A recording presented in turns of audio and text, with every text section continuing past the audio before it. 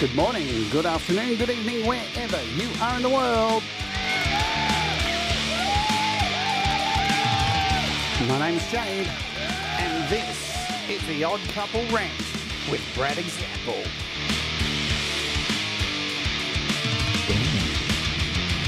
That's right, today we're going to be talking about physical health, and Brad Example is sitting here right next to me in Melbourne, Australia. It's OG. We're going to kick off with one of his songs called Lonesome Feeling. Let's OG.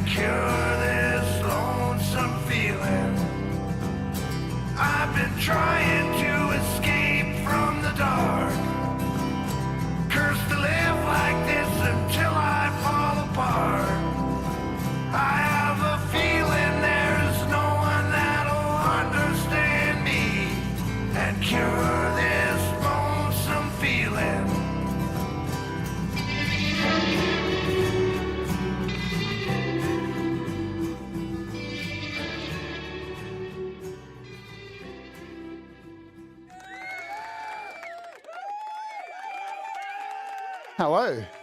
Welcome to the show. My name is Jade, and this is the Odd Couple Rant, and this is Brad Example. This is Jade Starr. Yeah. What's going on? Make sure you talk closer to the mic, boyo. Yeah. He's not a professional, this No, guy. this is like a spaceship in here. It's amazing, the studio. It's amazing. He's not a professional, but he's going to see a couple straight after this show, aren't I you? sure am. Yeah. Yeah. So Brad Example is here in Australia. We'll talk about that tomorrow. Yeah, well, that's for another show, definitely. But first, I need to let you guys know that today's show, not tomorrow's, thank God, is sponsored by our good friends at... Got the right button. DistroKid.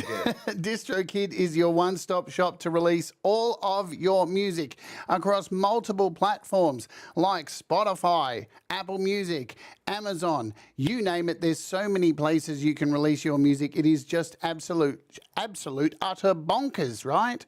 And or you can do it for a very low price of $22.99 annually. That's each year. Did you know that?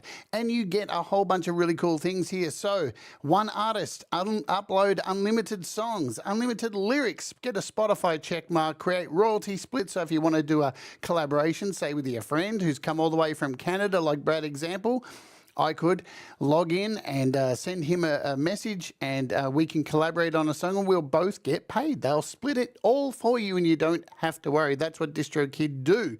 You'll also get access to a mobile app if you use my code, which Thomas Christ has slapped in there, distrokid.com/VIP/Jade Starr. You'll get 10% off your first, 10% or 7%? What am I saying? I'm a bit lost today, folks. This is all new. 7% off your first year. There are two other platforms, two other categories here. The Ultimate Musicians Plus, $39.99 for 2 artists, $89.99 for 5 artists. And it doesn't get much better than that, because DistroKid is awesome. I've been using them way before they sponsored this show. I moved from another platform and they've just been absolutely gunned. So once again, thank you, DistroKid, for sponsoring the show. We'll hear about DistroKid a little bit further into the show. Wow. Hi, Jade. Hi. It's been 2 days. It's been amazing. It's been the most amazing 2 days ever. This is the first time I've been away from home this far. I've never gone on holidays, and I've been sitting in my chair for just about 7 years without leaving my chair. The only time I leave my chair is in the summer, and I took my 4-wheeler to camp maybe 6 times and went fishing about 6 or 7 times. And that's all I've left my house. I've been in my chair the whole time. And he was in the toilet for about an hour last night trying to make the water spin the other way around. But my toilet, just the water drops. So it's not spinning around. Is the myth busted? The myth is busted. It's busted. It doesn't spin around. Yeah. But the spider myth is not a myth. There are spiders. And there are Russ spiders, which I hate, and I hate you, Russ. And then there are other spiders that you have to crush with your feet, and they're bigger than regular spiders. And I haven't even seen the big spiders yet. So if you don't know, me and Russ plotted a plan to concoct, and I bought a gigantic spider and stuck it on the wall the other night, and Brad walked in and saw it, and his heart nearly jumped out of his throat. I froze. She kind of whacked it off the wall, and it hit me, and I froze stiff. I was like, I didn't know what to do. My heart stopped.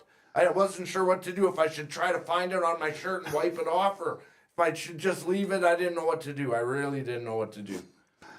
But it was fake. So thank there God. you go. Thank God.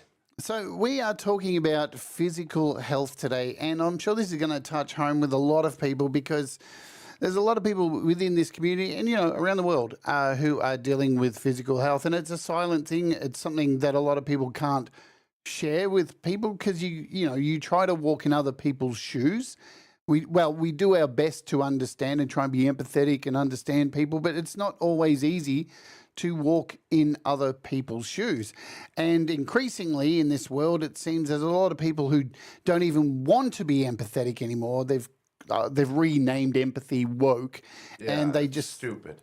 They just think you're a dickhead and you're complaining, but the struggle is real, and there's many people out there dealing with this day in and day out, and within this community there's heaps of us, and we all have our different struggles, and everybody's struggle is unique, and nobody's is any more than anyone else's. They're all equal. If you hurt is hurt. There's no levels to it. There's no competition to it. If you're in pain and you're suffering and you're going through some kind of health ordeal, it's not a competition to see who hurts more and who's got the worst diseases and conditions, and people kind of try to make it a competition, and I don't really understand why. Like, if your knee hurts and I'm in pain, and then they'll say, well, it's not like your pain. No, it's pain is pain. It's the same. You're in pain. That's what matters. You're just in pain. Pain is pain. Yeah, I thought I would be in pain with you being here for 3 weeks. But 2 days it's been all right. But We're doing awesome. So I just need to let you guys know with the sound today, my mic may be picking up a little bit of Brad, so I'm going to try and mute it every now and again. Yeah. When he talks, it's not so echoey, but we just didn't have enough time to organise everything. Hopefully by tomorrow I'll have a better setup and all that kind of stuff. I want to thank you all for being here. There's 30 of you. Thank you so much for coming and joining us. Hello, everybody. Nice to see you all today. We'll do a roll call at, a little bit ways into, we'll do it now. Why not? Let's do the roll call. You can see the chat. You want to do it? Hi, Ali.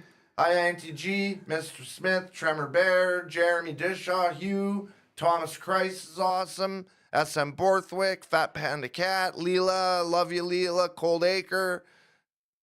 Oh, yeah. Where else? Chad Freeman, right on. Chad, Michael Songs, good to see you, buddy. Ed B, awesome to see you. Fat Me, I'm here. Cold Acre, oh yeah. Russ 8889, there you are, you bastard. Leela, of course. Lovely, lovely Lita. Leela Rita Maid. Right. Yeah, right on. Good to see you all. I'm happy you're all here today. Wayak, right on to good to see you. Yeah, this is awesome. Right on. Ali Tremor, great to see you, buddy.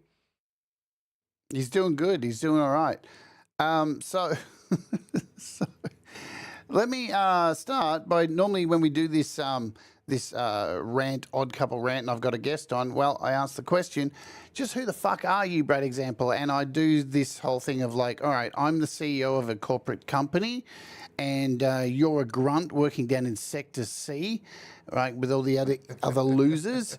And one day we're in the elevator together. I'm going to go spend $2,000 on lunch. You're going to go eat dirt out of the gutter because that's all you can afford. Yeah. You meet me for the first time as a CEO, and I say, hello, who the fuck are you? You've got a minute to tell me who the fuck you are, Brad. I just say I'm a songwriter. That's it. That's all I am, is a songwriter. I'm a music lover and appreciator, and I appreciate lots of different kinds of music, but mainly at my core, I was born a songwriter.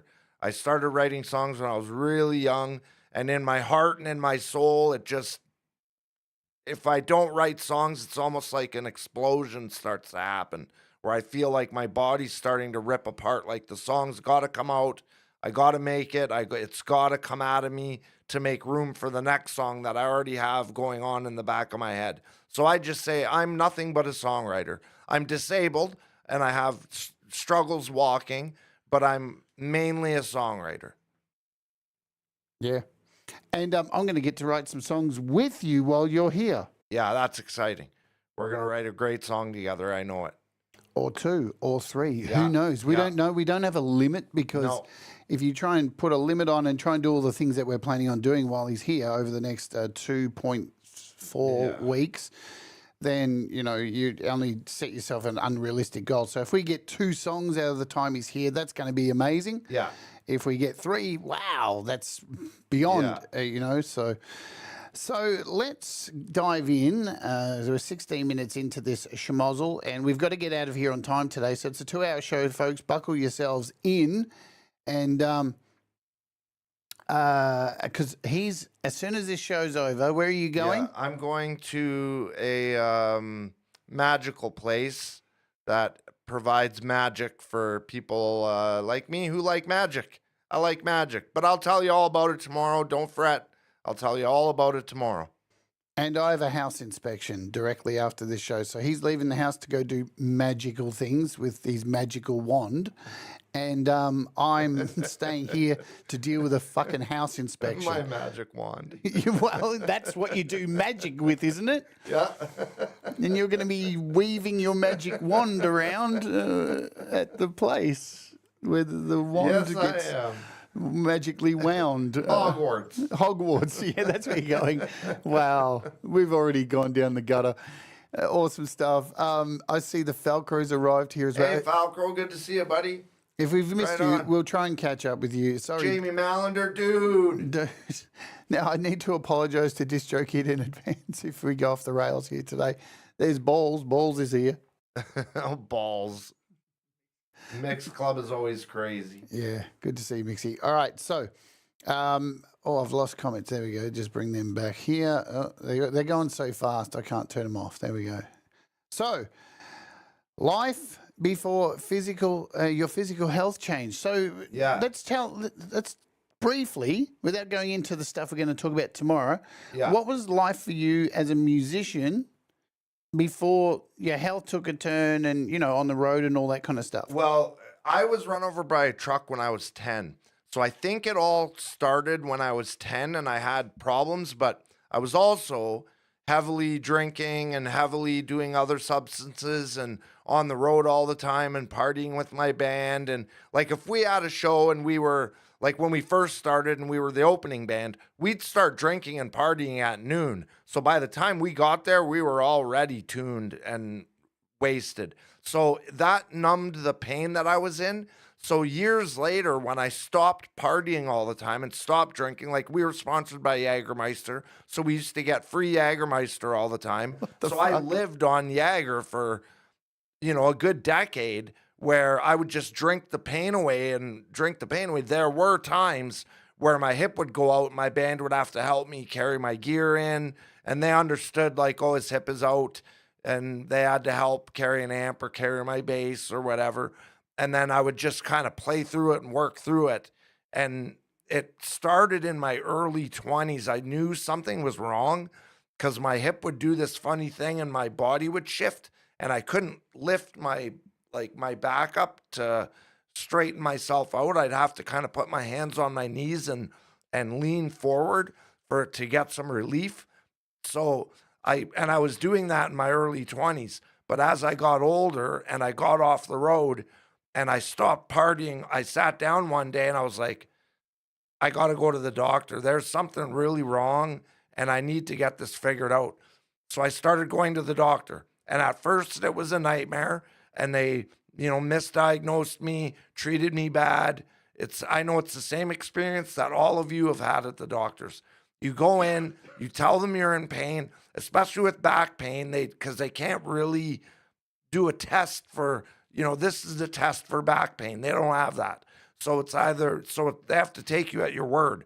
So your relationship with your doctor has to be 100% completely honest, and you have to be forthright about everything so that your doctor and you trust each other and you believe in each other and you get the treatment you need and not what you want or what you think would be, you get the right treatment. That's the most important thing.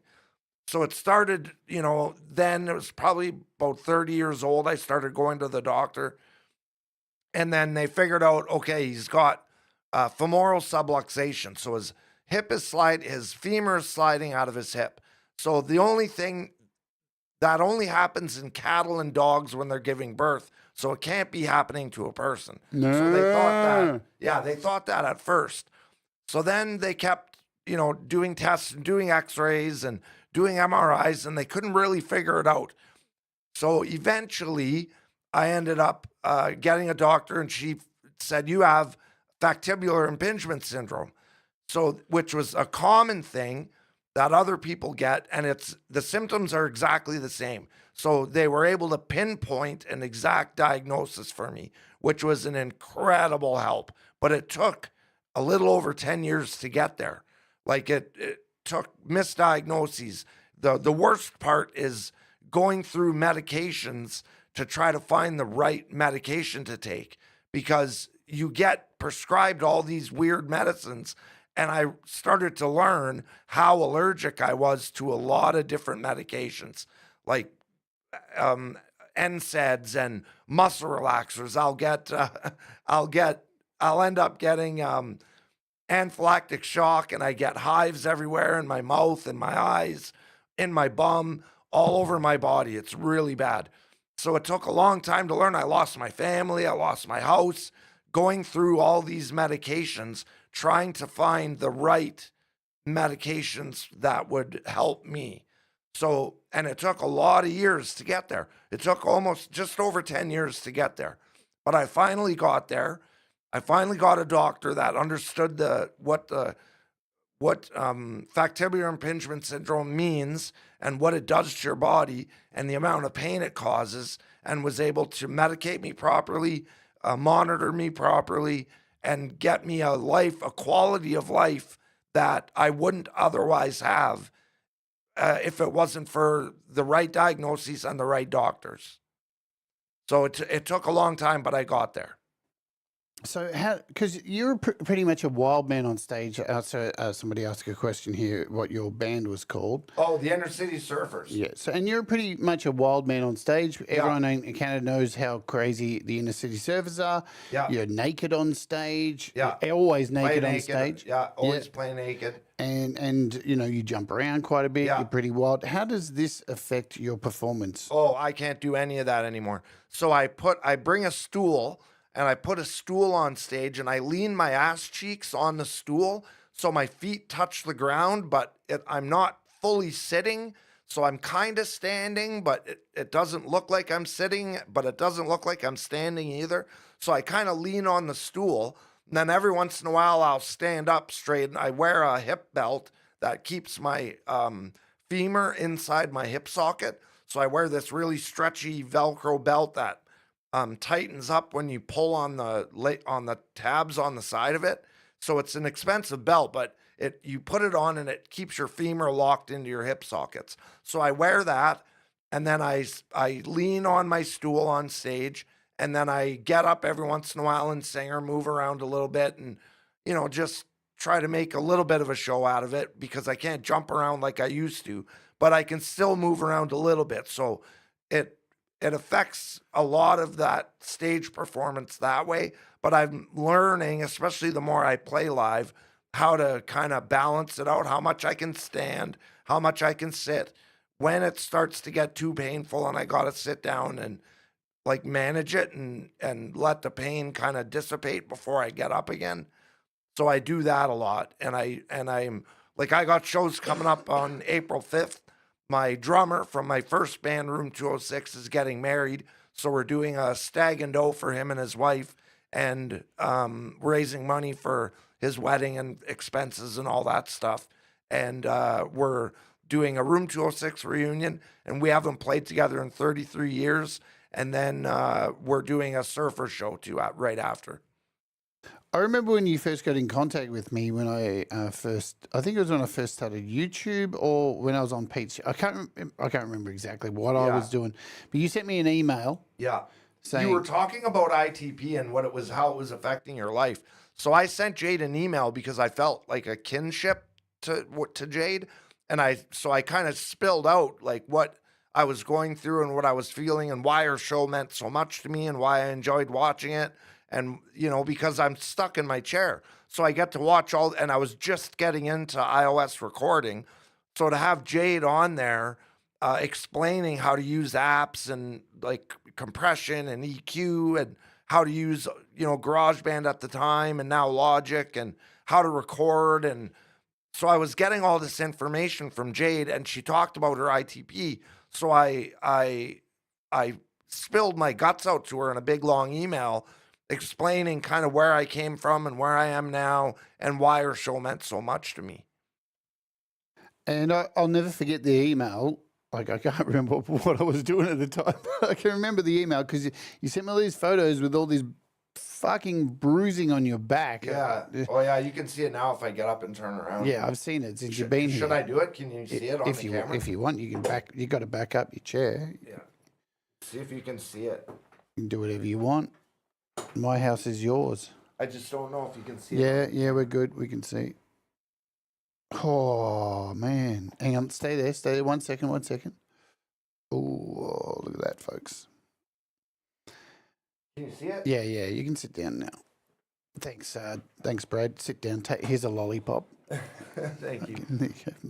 get that mic back in front of your mouth. Yeah, So that's from bruising and from burning from the heating pad, but it's a combination of both because my hip keeps sliding in and out, so it bruises on my back, on the bottom of my back, and then I put a heating pad on there, and the heating pad burns your skin because I take the cover off of it and just use the plastic on high right up against my skin because it helps loosen up the muscles around my hip so that my hip won't slide out and stay out. It'll slide in and out because my muscles are loose. It's kind of a trial and error type thing where it took me years to figure out, okay, what can I do to relieve some of the pain and what can I do to make it so I'm not so uncomfortable? Because even sitting is uncomfortable. So it you're sitting in like an L shape with your hips bent.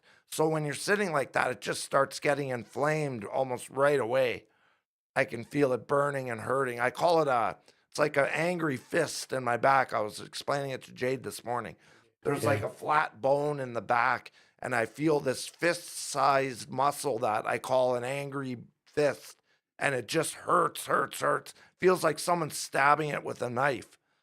So I've learned little tricks and use a TENS machine and a heating pad, and I got a good bed now, and I got a really good lift chair, so the chair lifts me out, so I don't have to push myself out. So I got gear. I got like bars to get in and out of the bathtub, bars for the hallway so I don't trip and fall. I got a walker.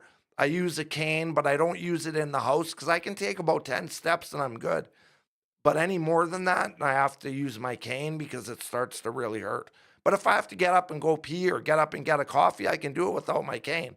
And plus, I use my cane outside, and I don't like the dirt getting on the floor from my cane. It leaves little marks on the floor, and I hate that. So when I get in the house, I usually hang my cane up, sit down, and then if I got to walk somewhere, I just get up and walk to the coffee pot or the washroom. Those are the only two places I go. So, or to bed, which is, only 10 steps away. It's 18 from my chair. It's 18 steps to the coffee pot, 22 steps to the bathroom, and 8 steps to my bedroom. So that's it. What a story, hey? So, and somebody else in the chat here, Denise Lance. Now, folks, maybe Thomas or maybe somebody can grab Denise's link. I subscribed to Denise the other day, and I don't know, I don't know how her condition is with cerebral palsy, but I'd love to have you on the show, Denise. Yeah. If we can do it, because Denise has cerebral palsy, and what's it called when you make stuff out of paper? Origami. Or she does origami with her feet. Oh, wow. Go and click on her YouTube channel. Fucking hell. That's amazing. She's amazing. Just mind blowing. That's amazing. Yeah. He's had a friend in high school that had cerebral palsy. He was a really cool guy, and it didn't affect him really. Like, it affected him, but not too bad. He had lots of friends, and everybody loved him. So, like, he was a great guy. I just haven't seen him in 30 years.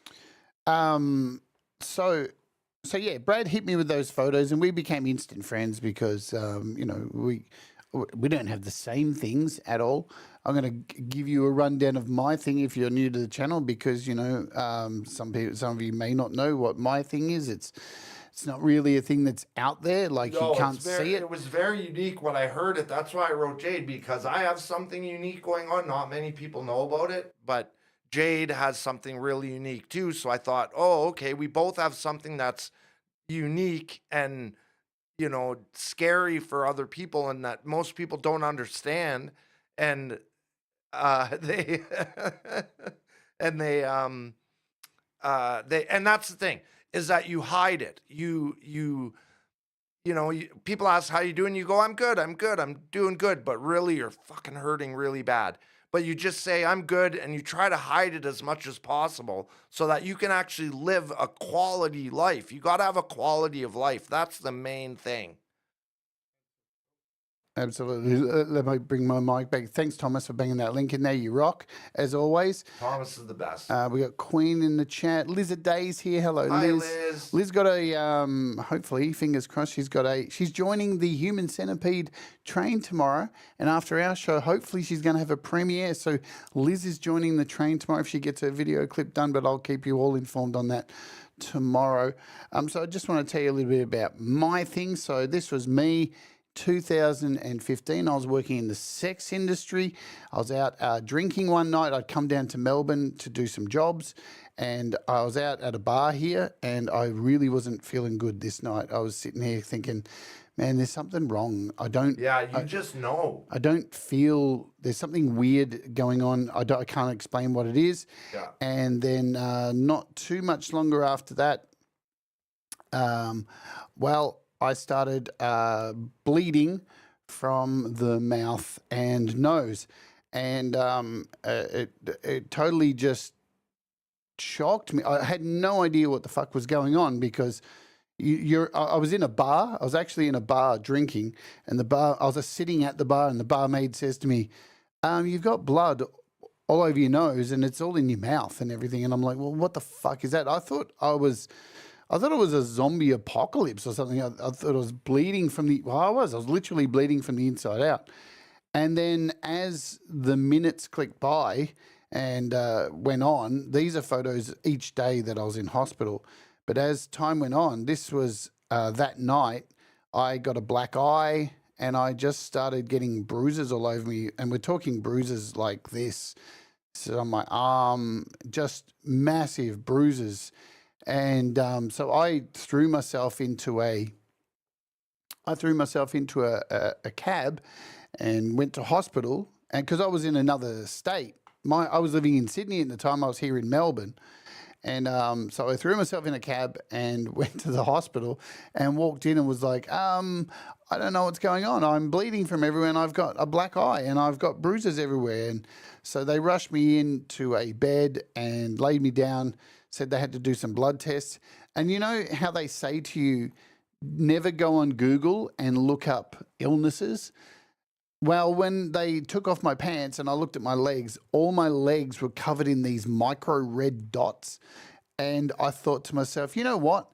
That's a pretty specific thing. Yeah. I'm bleeding from the nose and mouth. I've got bruises all over me, and I've got red dots all over my legs. Yeah. I think I'm going to look up Dr. Google, and I looked it up, and it came back with ITP, which is idiopathic. I always forget how to say it. Thrombotic perpetua. How do you say it? I hate it, man. You know, yeah, I get it. Mine all the time. It's either factibular or facetibular. I can't remember how to pronounce it, but that's the thing with these big long medical words is layman's like us don't like. I'm not a doctor. I don't know this stuff. Idiopathic thrombocytopenic purpura. So it's a really long one. And I remember the doctor saying to me, I was in hospital and they took my blood and they came back and I'm like, I think I know what I've got. And the nurse goes, you haven't been looking up Dr. Google, have you? And I'm like, I think this is pretty specific. I think I'm safe. And I said, I think I've got ITP. She goes, yeah, we think that's what it is, which ITP is a loss of platelets. So the inability to produce clotting in your blood. And most people... Well, even the other day, she cut her finger and it bled for hours and had to use a bunch of Band-Aids just to... Like, it was unbelievable. Yeah. So I've kept it... Since Brad's been here, I had a bleed out last night. Here, I try to keep it away from people, so I'll wake up in the middle of the night covered in blood and... You hide it from people because you feel there's a shame that goes along with being not functioning at the same level as the guy sitting next to you or the girl sitting next to you. You have the shame that you carry that like, oh my God, I'm not like I used to be. I'm not who I am in my head.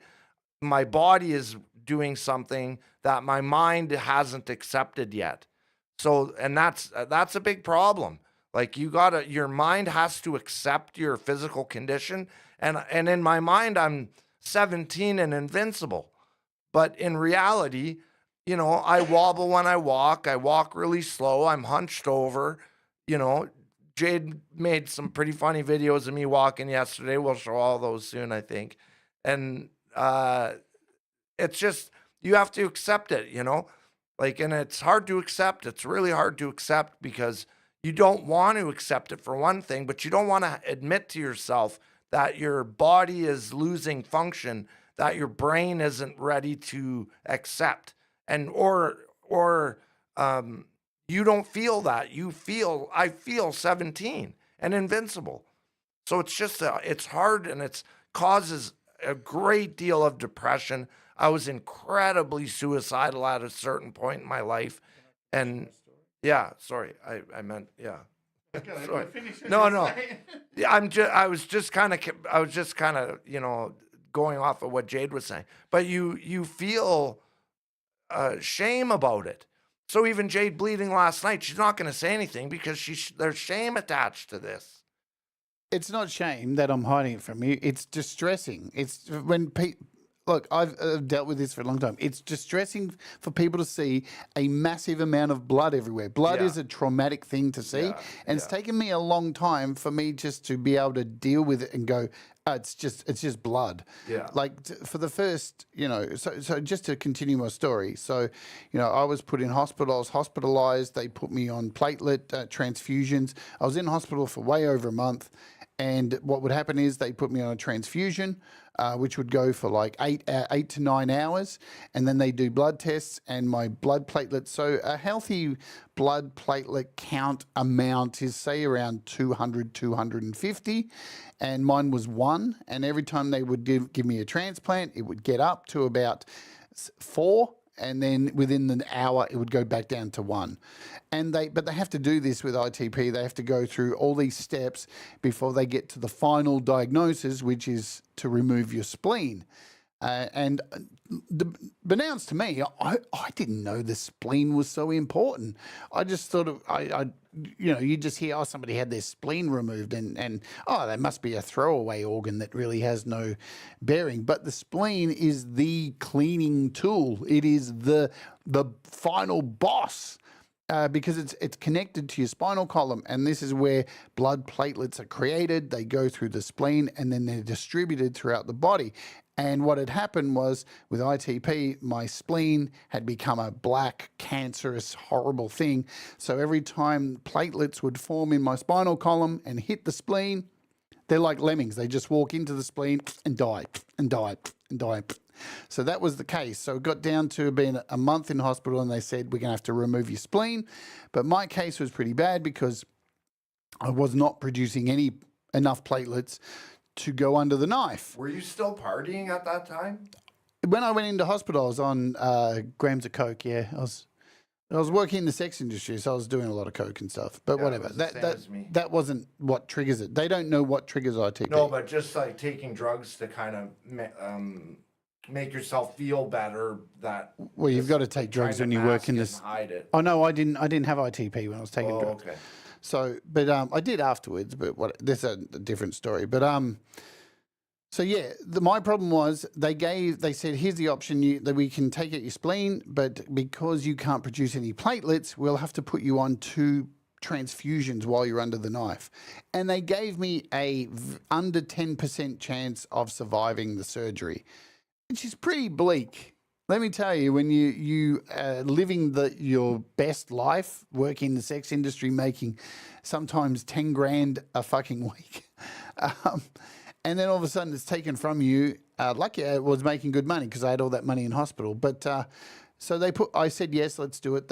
So the problem is with ITP, there's a very small percentage of people, very, very small, who once they take your spleen, it doesn't work. And unfortunately, I was in that 3 to 4% of people. So I still have pretty much very low platelet counts.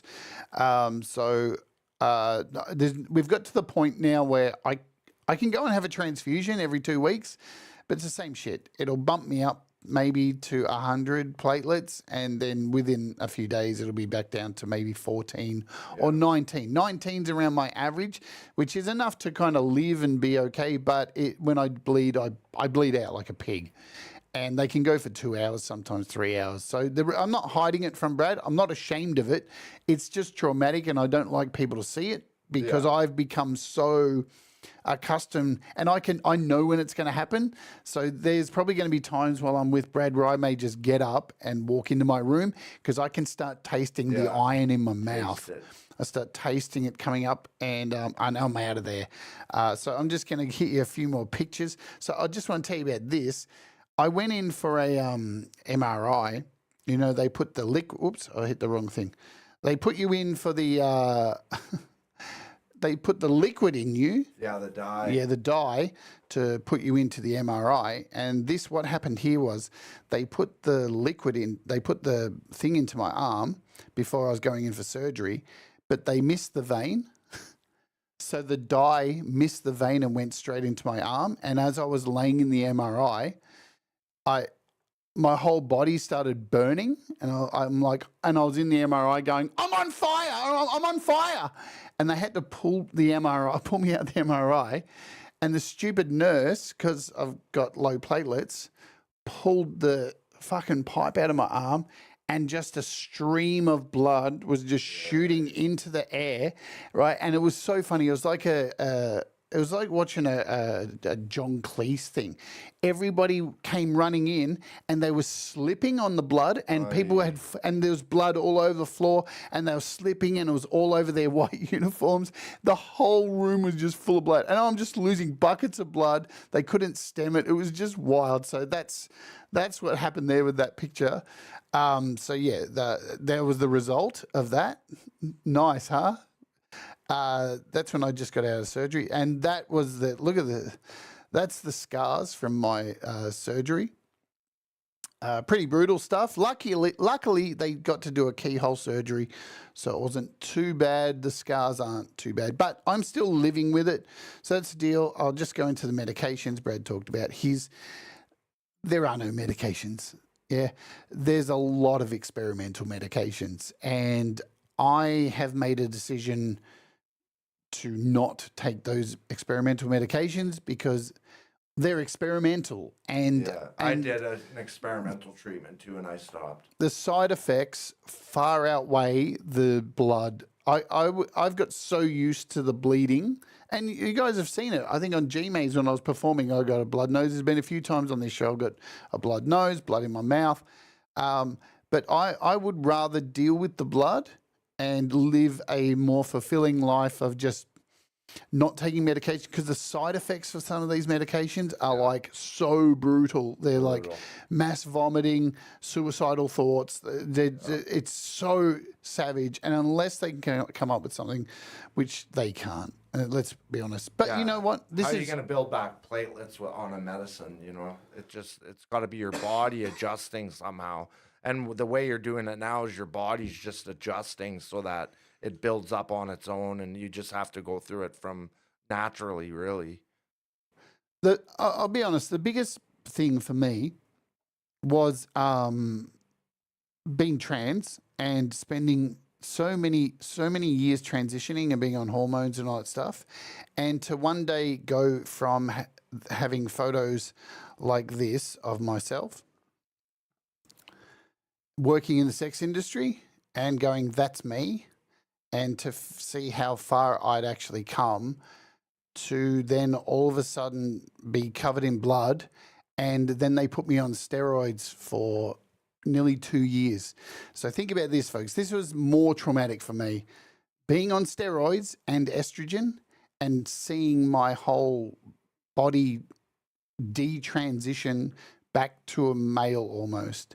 Yeah. That was more traumatic than fucking anything. So you guys will know, like, when I've done this show from the beginning, I haven't worn makeup or any of that kind of stuff. I've just kind of gone, here I am.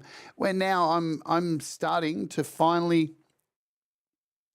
hopefully get back to where I was back in 2015. It's taken a long time. And a part of the reason and this is jumping ahead a little bit, part of the reason Brad's here, why I want Brad here, is from how we met. Like, Brad is chair bound. He sits at home and doesn't really move. And so him coming here has been massive already, massive. And it's a big undertaking. And just going out and doing the things that we've been doing, hopefully this is the beginning for Brad, like myself too, on a journey to be able to have something better. Just have fun. Even if it's once a year, have a really good time with your friend, somebody that you love, is enough to... You have to make every little thing last. A TV show has to be enough to make you live for that day.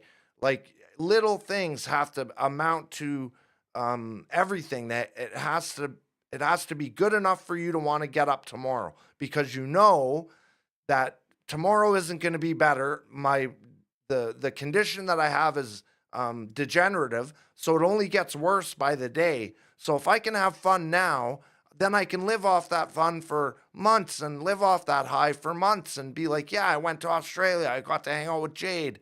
I got to record in her studio, and it's an amazing studio. You guys should see this place. It's unbelievable. But it's like you get to do all these fun things and then go back to your chair, go back to your life, and enjoy the gifts you've been given.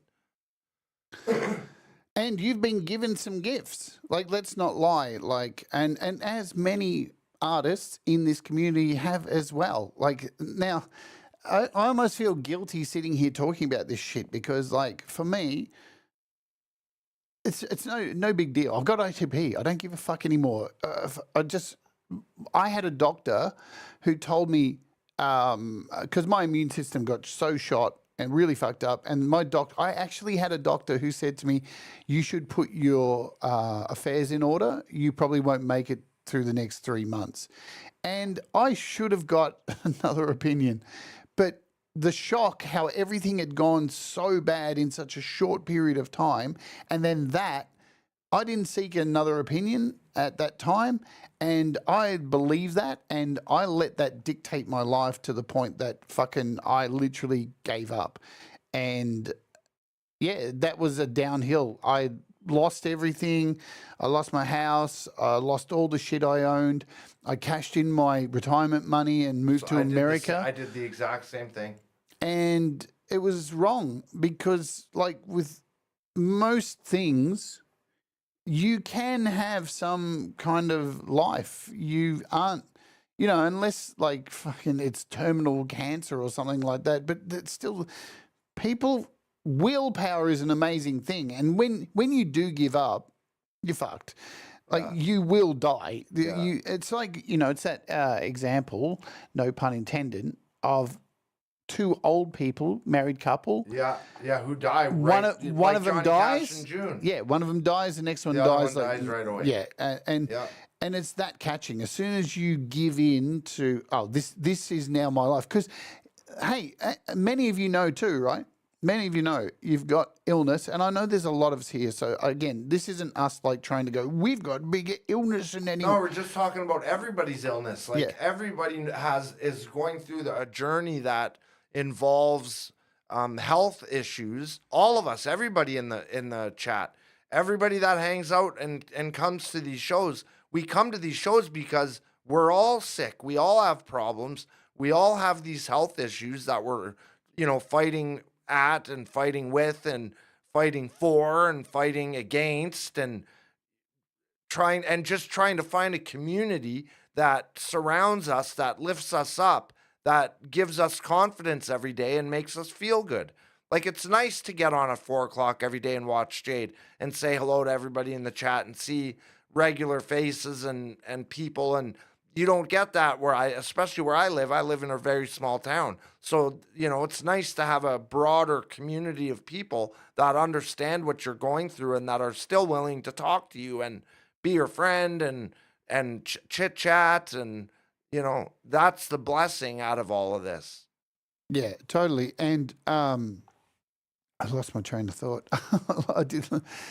Look, giving up is a thing. And, I know it's titled physical health today, but let's not discard and throw the baby out with the bathwater. But mental health goes hand in hand with physical health. Right? One can be the cause of the other, and the other can be the cause, and the two are the symptom of each other as well too. So, you know, we're not saying that, you know, but don't want to leave out mental health, because mental health, depression and all this stuff can lead to physical impairment, as well as the opposite way around. Depression, all this stuff can come from, you know, physical health. So they do go hand in hand. If you fucking think you're fucking woke, and it just means you have no empathy, and you really should fuck off, because you have to be empathetic to others. Like, here's the thing, right? Especially, look, in America, you guys, Americans don't have healthcare. We're really lucky. Yeah. Well, you know, you came with me to the doctors yesterday. I would have been bankrupt. Yeah, you came with me to the doctors yesterday. Jade didn't pay anything. I didn't pay a cent. I walked in. Came in, walked out. No money exchanged. Everything's good. So in America, I really feel for you guys, because, I mean, health it's one of the most important things. You can't do anything in life if you're not healthy. If you're fucked, you can't do anything. Well, this is what happened with me. I had a sports doctor, so I used to go every 3 weeks and get about 100. My mom had to leave the room, and my mom works in the health industry. But I used to lay on a bed, and I would get anywhere from 100 to 130 around injections into my spine every 3 weeks. And I can't remember what it was, I think every 2 months or 3 months, I would get an epidural right in the bottom of my spine. And women who get epidurals for a pregnancy, they all say, oh my God, it hurts so bad, I'd never do it again. I used to do it every 3 months, and it was painful, but it would numb my body from the waist down. So I would get about 3 or 4 good days out of having a numb bottom half. So it got to the point where I had to because that was the only place that offered this kind of treatment. So I tried the experimental treatment, which was called prolotherapy, which wasn't covered by OHIP, which is our Ontario Health Insurance Plan. It wasn't covered, so I had to pay $300 for it. It was about 50 injections into the spine and into your nerves, and then the regular nerve block injections and the epidural. So I had to make a choice one day: stay here and get this treatment that helps, or because I was so suicidal and so down, or I can move home, and if I got to live my life looking out the window, I might as well go to Atikokan, where looking out my window I can see deer and trees and rivers and beauty. So I said, screw it, I'm going to Atikokan. I'm going to live. I'm going to go be with my mom and grandma and sister and live my life and actually be happy. Even though I had to sacrifice a little bit of medical care, it helped my mental state in a big, big, big way. Yeah, totally. Look, I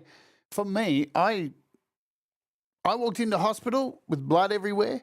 I was in there for nearly 2 months, and they did an operation. They took my spleen. They did all this. I had my own room. I didn't pay a fucking cent. I just showed them a card. It was amazing. So I really hope at some stage America can get on board with this, because it is the most important thing in America at the moment. It's the number one thing that makes people bankrupt in America, is not having good health care. And it's the number one thing that keeps people fucking on edge. On edge. Their feet are falling off, and they're still not going to the doctor because they can't afford it. When I was in the US, the person I was living with, she hurt her knee and couldn't go to the doctors. And I literally watched her pull out a pocket knife and cut into her own leg and stick her finger in and push around. And I'm going, what the fuck are you doing?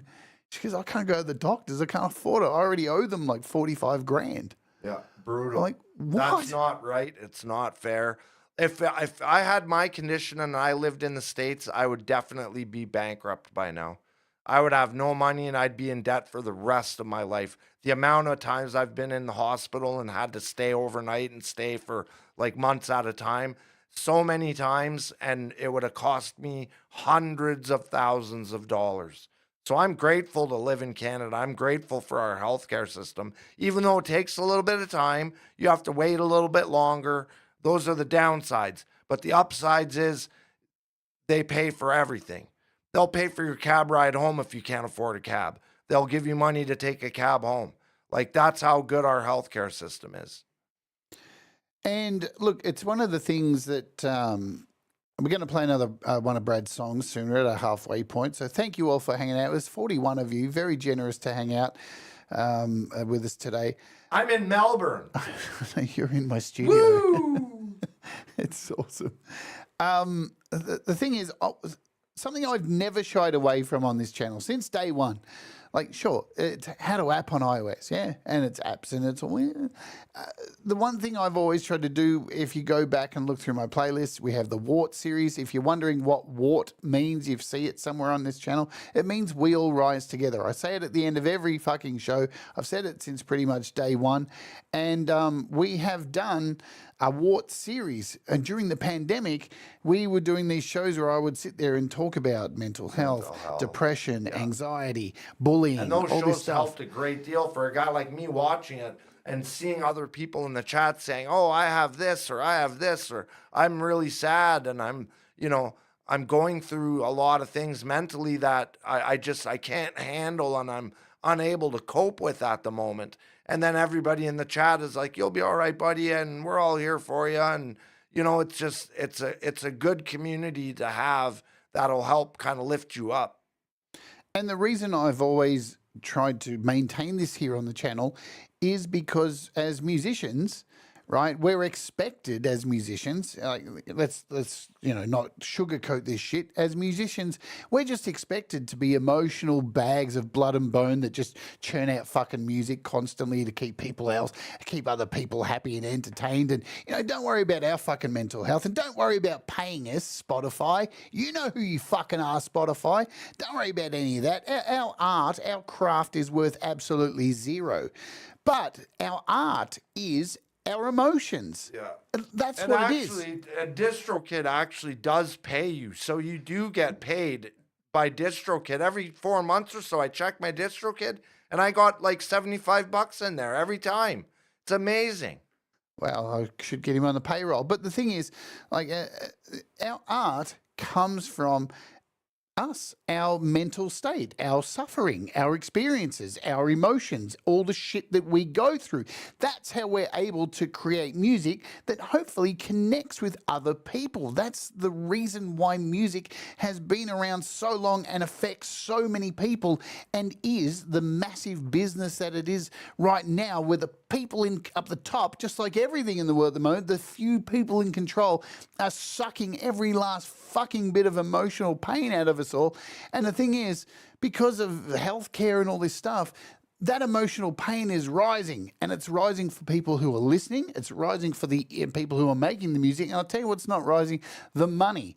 And the money doesn't help, but I'll tell you what, fucking, it helps you be able to deal with the rising cost of health and all this kind of stuff and the shit that we've all got to go through. So it's one of the great things about this community is that we are quite open as a very small niche YouTube indie community about our health problems. You'll see it in the chat. Like Hugh will come in, and Hugh's going through stuff at the moment. We're all kind of going through things, and we're all there to say, hey, I hope that goes okay. What's the update on that? How did your doctor's appointment go? And some youngsters out there may be watching going, you old fuddy-duddies with your old pissy health problems. You better pay attention, cunts. Because you'll be like this soon one day, and it'll be even worse for you. Anyway, but this is the reason why we talk about this stuff here on this channel, because it is important. It's very important. It's important for all of us to be able to write good songs, maintain a good schedule of writing songs, being happy in the chat, not bitching and moaning all the time, but being honest about who you are and what you're going through, and having a community of people that are there to uplift you. So that's invaluable. Absolutely. So we're at our halfway point of the show. We're going to play another one of Brad's songs. Now, I love this song that we're going to play, partly because I love the song, but there is a story behind it. And do you want to tell the story? It's your song. It's when I started to get really, really sick, I wasn't bringing my fiance with me to my doctor's appointments. So she didn't really understand what I was going through and wanted things from me that I wasn't able to do. And as those piled up, and I had to keep saying, no, I can't do that. Go for a walk, go do this, even have sex, stuff like that. You can't do it. And you have to say no. And it kept piling up and piling up and piling up. And then so I ended up writing a song about how just the one whisper from somebody makes her want to, then she goes, oh, it's not for sick or health or better or worse. As soon as they can't handle what you're going through, they're gone. They're out the door because they don't understand. What I should have done is included her in my doctor's appointments so that she had a little bit of an understanding of what I was going through and had a little bit of sympathy. So yeah, the songs that we've chosen today from Brad are to do with that. And there's another story. I'll finish off with this story. So Brad sent Russ this song to do a video clip. And Russ did the video clip and sent it back to Brad. And Brad was like, oh, there's a bit of a problem with the song. We need to add the music. And so Russ redid the video clip, but at the end of the video clip, he put some extra text in there in very light. If you pay attention, if you pay attention, you'll see. Pause it and then up the brightness on your. Yeah, you got to look a little bit closely. And right at the end, one of the final scenes, the guy sitting in the chair. Brad left a little message saying that Brad is a cunt. And Brad, being Brad, didn't check it before he uploaded it to YouTube because Brad. I get something from Russ. I just uploaded. I don't check it. He goes, "Did you check it?" I go, "Oh, yeah, no problem." And I just upload it right away. I don't even look at it. So now forever. Now I have to check everything that comes from Russ. So now we're going to play that song. So if you look at the end, the guy in the chair at the end, just look in the lower bottom of the chair, maybe you'll see just that Brad is a cunt. And we laughed for so long over this because, you really are a cunt. Anyway, so let's play this song. Let's see if I can get all the buttons correctly going. All right, let me mute over here. This is The Queen of Secrets by Brad Example. Let's Oge, baby. Yeah.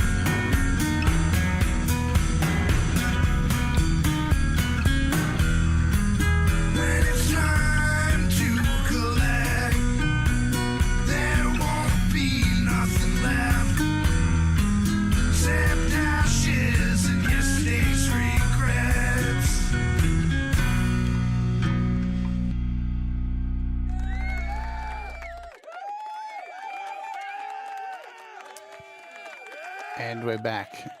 You go back and turn up the brightness, and pause it when the guy's sitting in the chair. Pause it and turn up the brightness and look at the bottom of the chair. It's pretty funny. It is funny, and you're right. Yeah. He's in pain now. So the other thing we have to do is, as I said, this show is sponsored by DistroKid, our wonderful sponsor here on the channel, who've been sponsoring me for a good few years. They allow me to do these shows and do great interviews, and I can't thank them enough for allowing this. It's fantastic. So we're going to have to hear from them do our little ad that we do midway through. Thomas is banging a link if you want to join DistroKid. Let's run our ad from DistroKid, and we'll be back here in just under a minute. Thank you, DistroKid. Thank you, DistroKid. Let's oja. This presentation is proudly sponsored by DistroKid. Introducing DistroKid, your ultimate music distribution solution. For just $29.99 a year, DistroKid empowers you to release unlimited tracks on all major music platforms worldwide, including Spotify, Apple Music, TikTok, and so many more. Plus, use my link distrokid.com/VIP/JadeStarr and get 7% off your first year. You'll also keep 100% of your royalties and gain access to valuable tools like instant verification on Spotify and detailed revenue analytics. Don't let your music go unheard. Join DistroKid today and take your music career to the next level. Thank you, DistroKid, for sponsoring today's presentation. Yes, absolutely. Thank you so much, DistroKid. You guys rock. DistroKid. I put all the surfer stuff out on DistroKid. Yeah, look, it's all there. There's many of us here who release our music through DistroKid, and save us a lot of money. And it's a simple app to use, and it's easy to upload your stuff and get it, and it goes across so many platforms. I don't even know half of them. Like, I'm like, wow, there's like 30 different platforms this is on, and like Deezer and platforms that people actually listen to. I have a friend that listens to all his music on Deezer. I'm like, wow, you don't listen to Apple or Spotify? He's like, no, I like Deezer. I'm like, okay, man. Yeah, but it's crazy.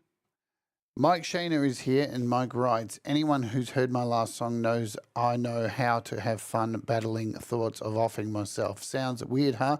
Don't care. My life, my suffering, my music. This dude, I remember when I first came across Mike's music, was one of the very first people I really, really wanted to have on my show to do an interview.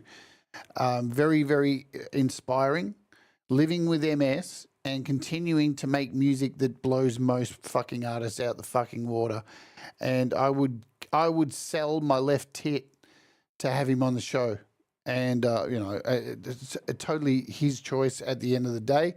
But I will continue to put it out there because hopefully, I've done 170 interviews, and I will always handle everything with the utmost respect. We had Naya Medved on the show too, who's dealing with MS as well. And, Mike absolutely inspires me with his music. He's an incredible artist and incredibly resilient and fucking battling. And you know what? That's the thing. You don't see this shit. You don't see, this is the thing. Especially the mental part of it. Like, you can see that with MS, and especially with what I have, you can see me wobbling and walking, but you don't see the mental toll it takes on me. So it's hard to, get sympathy from people that can't see inside your mind and know that you're suicidal and you're depressed and you're anxious and you don't want to go on because why? Tomorrow's only going to be worse than today. So it's that tightrope walk you got to do that kind of keeps you on the right side so that you don't make a choice that you can't take back. And there's always someone out there to help. Like, I saw a comment earlier that was saying their counselors suck. Like, there are good counselors out there. I had a good one that helped me a lot. There are good counselors out there. You can find them. I'm actually going to do I think it's this week. We're doing a rant on Sunday for you guys in the US and UK, which I had the thumbnail. I was going to do it last week, but I changed the show up because It was my 1600th episode, so we did that instead. But if I can find the thumbnail that I had for it, give me a second. It was this. Is it that one? No, no, no, no. Let me find it. God, I'm trying to. Here, it's this one. This one here. You have all the answers. Now, I know that's very deceiving, and you're probably wondering what is this going to be about, but it is going to be about psychologists and all that kind of stuff, because this is a thing, you know. I'm not going to go into my schooling and education too much, but I just, let me tell you, I have a background in this kind of stuff. That's what I'll say. And there's a lot of people out there who go and seek help from counseling and psychology or psychiatrists, thinking there's going to be some magic answer at the end. Like they're going to pay all this money, and eventually one day that doctor's going to go, oh, today I'm going to give you the answer and you won't have to come back. And it's just not how it works. It is, everything you say to these people matters. It's important not to bullshit, because you are virtually spewing all the shit that has the answers. Yeah, you have to be so honest with your doctors, or else they're not going to be able to help you. You have to be honest, 100% honest. Well, they don't help you. What they do is they reiterate what you're saying until you fucking hear it. Yeah. That's Figure it. it out. Yeah. Until you hear the words that you're saying back to you in a different way, and you start to understand what your issues are, then you can start to work around those things. We're talking, you know, there's no magic answer for anything, but that's what it's all about. And I see a lot of people go, oh, you know, counseling's for stupid people. It's just a rip-off. It's like, no. No, you're the one who's going in there and delivering your own answers. It's just you're not hearing them yet, because we don't hear ourselves, man. There's so much noise around the world, you know, and you are helping yourself by going to speak to somebody. That's why we say talk about it and that kind of stuff. Let's talk about some pain management, and feel free, guys. You are, I hate saying the word because it's got such a negative thing these days. You're in a safe space. We're going to talk about medications and stuff, because Brad got here to Australia, and, you know, we're not going to go too much into this, but Brad takes a lot of medications, right? He's in a lot of fucking pain. So he had a laundry list of medications to get into the country. And Australia has some of the, let's say, toughest customs in the fucking world. Yeah. So he had to go to his doctor and get, like, proof of all the medications. Yeah. And he came through... And they still went through you like a mother. Yeah, he was lucky to not get the glove. They had to look at the list and then look at the label to make sure that all of my medications were labeled properly and that they were all corresponding with the letter that I got. Like, they were very, very strict about that. They were very strict about the medications and my cigarettes. But the medications, they went through with a fine-tooth comb to make sure that all I was bringing in was my prescribed medicines. Unfortunately, Brad didn't read all the rules, even though we tried to go over them. He bought in 2 packets of cigarettes, two cartons of cigarettes. Yeah. And they said, we're going to fine you $600. And then they saw all of his medication and went, we're definitely going to go through your bags now with all this medication and too many cigarettes. Yeah. And so I had to wait an extra hour and 20 minutes for you to go through customs. Yeah, I almost got the glove. I think they were about to give me the glove. But they ended up letting me get through with the cigarettes and just said, don't come back to Australia with this many cigarettes. You're allowed 1 packet only, or else we'll fine you $600. But it is a thing because, and I'm sure if you have traveled, having a lot of medication is absolutely terrifying because, you know, look, American customs are hardcore. I've been through UK customs. I've been through Thailand customs so many times on a flight, right? They have army at the Thailand airport with machine guns. It's a little bit different than the TSA, let me tell you that, because they don't just go, we're going to stick a glove. They just walk over with machine guns and go, fucking, what's going on over here? And you're like, hey, man, it's just a dildo in my bag. Relax, okay? But even taking hormones into Thailand was, traveling with hormones is fucking terrifying. So without going too much into detail, like, the other thing, when Brad got here, I've got to tell this story because it is funny. I picked him up. He comes through customs. We head outside to go have a cigarette or vape, and he says, "Here, take this pill." And I'm like, "No, dude." Like, do you want a pill to take it? It'll make you feel good. It's a pick me up, he It'll called it. pick me up. And I'm like, "I'm good, man. I don't want to take your medication." And then we got back here, and he's like, "No," and he put one on my bench, and he goes, "No, just take it. It'll be right." And I stupidly did, and I was oxyed out for my whole. The whole afternoon I was oxyed, and then we jumped on a call with Coldacre, and he was pissing himself laughing while I was sitting there going. But Brad has a lot of medications to deal with this, and so you told me, how many do you have to take before you go to bed? There's 6, 7, 8, 9, 10, 11, 12, 13, 14 I have to take before bed. That's just before bed. 14 and a half before bed. And then, or 14, 15, 16 and a half before bed, really. And then 5 throughout the day. From when I wake up until I go to bed, I take 5 throughout the day.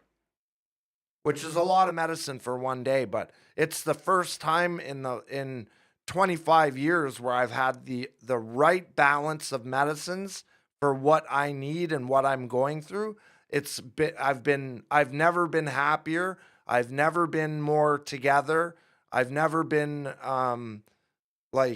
I've never felt more in control of my life, even though I still feel tethered to my doctor and the pharmacist.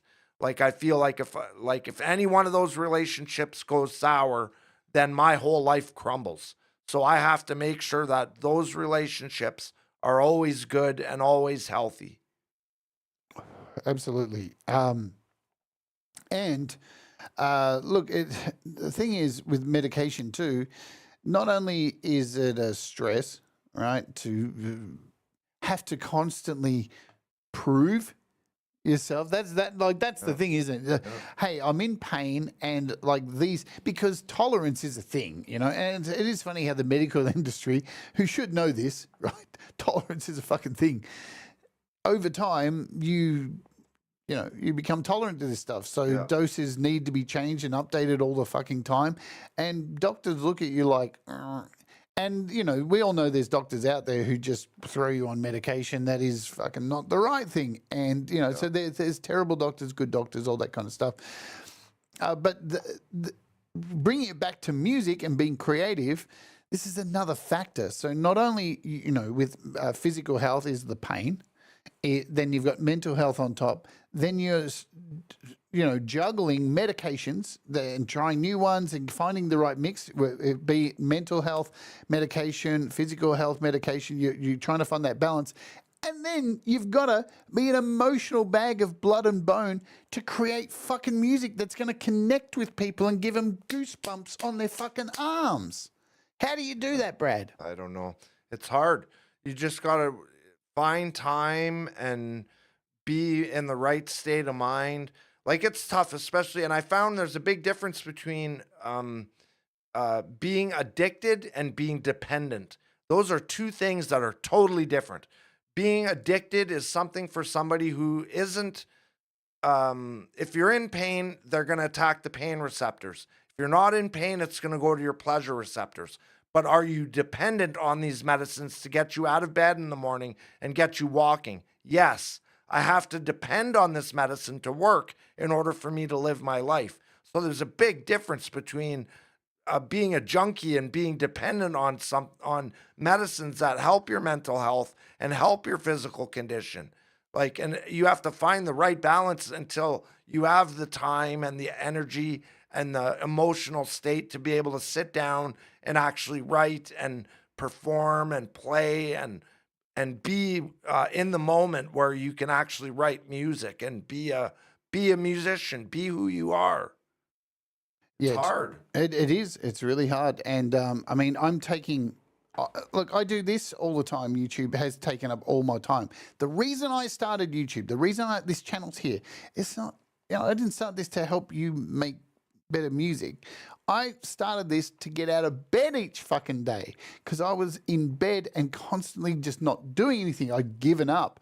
YouTube started for me to get away from being a moderator in Pete's chat and I literally get out of bed and fucking do something. And then from there it was like, all right, well, I'm out of bed. I can do something for other people. Because that, you know, hey, we all have different things that turn us on, you know? And one of them for me is doing things for other people. It just has been that. I'm a teacher. I always have been. I'm a carer. I've always done that kind of stuff. But what I found is I don't make any music anymore because this has taken over. So currently, and it's all going to happen while Brad's here, I've just enrolled in medical marijuana, and I had to go to the doctors yesterday to get my final note to go through to the medical marijuana team. And today I've got my first appointment with my medical marijuana doctor. Hopefully by next week, I'm going to be medical marijuana'd up. Do I want it for pain? No. All right. Do I want it to get to sleep? Absolutely. I have trouble sleeping. I bleed out through the night. Once I bleed, I can't get back to sleep. Have a toke and I'm off. Plus, I want it to be creative. Yeah. I want it to be creative. I need to be stoned because I can't come on YouTube and be stoned. This is me stoned. Yeah, I couldn't do it either. I'd have to, This is me stoned. Smoke when you write and that's it. Like when I write, I love having a couple puffs and then I can sit and write for hours and just write and let it flow out. And it's such a good tool for that. It's unbelievable. Yeah, and I realised I needed it because when I was looking for a house last year, I found a baggie in the gutter. I know, you're probably thinking, you didn't smoke it. Of course I did. Yeah. Because I'm an old school rock and roll musician, right? And when I fucking took it home and smoked it, I wrote an entire EP in one day. And that was what clicked it. So, you know, my whole thing with getting medical marijuana, it's not going to help ITP. It's going to help me sleep and it's going to help me be more creative because I don't have enough in the tank along with bleeding the fuck out and doing this to make music. And I watch all of you and I feel so jealous all the fucking time. So there's that. Now, medication changes over time. And as I said, my medication is very little at this time. I'm actually, I think I'm on, I was on some blood pressure tablets. I think I'm on cholesterol tablets at the moment. I'm on hormones forever. So that's a great thing. And, you know, you may think hormones, what are they? They don't hurt you. Hormones can kill you if you do them the wrong way. Hello, Zach. They mess with your head. Not that, it's blood clots and stuff. But I'm like, hey, I need blood clots. I can't clot blood. So look, there's what advice would you give, Brad, for somebody who is dealing with stuff and not confronting it? Yeah, you got to confront it. You got to accept it and confront it. Find a doctor that understands you and that you can communicate with in a way that is honest and forthright, and then accept the information that they give you. And you know, when they give you a medicine and it's not working, bring it back. Tell them, I'm sorry, but this isn't working. It's not breaking through. It's not doing what I need it to do. So there's no point in me taking it for no reason when it's not helping. So you have to really get a good doctor that's going to understand you and understand who you are and how you are. And because I walk in with tattoos and long hair, and back then I had a big beard, and, you know, I was judged and misjudged, and it was difficult to find a doctor that went, I understand you. I know what you're going through, and we're going to fix this shit right quick because this is no way for you to live at your age. No way. So I ended up getting really lucky. Look, there is something to finding a doctor that you click. I've known people who've had, you know, psychologists and GPs even, that they hate going to fucking see. And it's like, then why the fuck are you still going to see them? There's no point clashing heads with somebody who's trying to help you. Because there definitely are doctors out there who, you know, can never walk in your shoes, but will understand. And I know in America this is hard. I hate saying this, you know, because Americans are in such a fucking bad state with health. But, you know, you need to have somebody who actually gives a shit. And they are hard to find. But when you do find one, grab hold of them and don't tell anybody about them. Don't share because you want them for yourself. You want to keep them more. Another thing I want to touch on too, with like illness and drugs. Here in Australia, we have legal injecting rooms in Or safe injection sites. safe injection places. Now, look, people can poo-poo all they want. We're in the rock and roll industry, and just to give a quick plug, we'll do it now. Tomorrow on this show, Brad Example's joining me again tomorrow, and we got a special 3 episodes that are coming. You're not going to want to miss these. Shit's going to get wild. I don't know if this whole channel is going to get taken down tomorrow, but we are doing rock and roll road stories tomorrow at the same time. Episode 1, and we're going to be talking about life on the road, the drugs we've done, the shit we've done with women and men and everything in between. Yeah. So if you want to come along and hear the wild, crazy fucking stories that if you haven't heard the bear story, you're going to hear it amongst these again. If you've heard the bear story before, you're going to hear it again. But why I'm talking about this is because as musicians, me and Brad have been on the road for years. We've played in bands. We've been pretty wild and haven't held back. Yeah.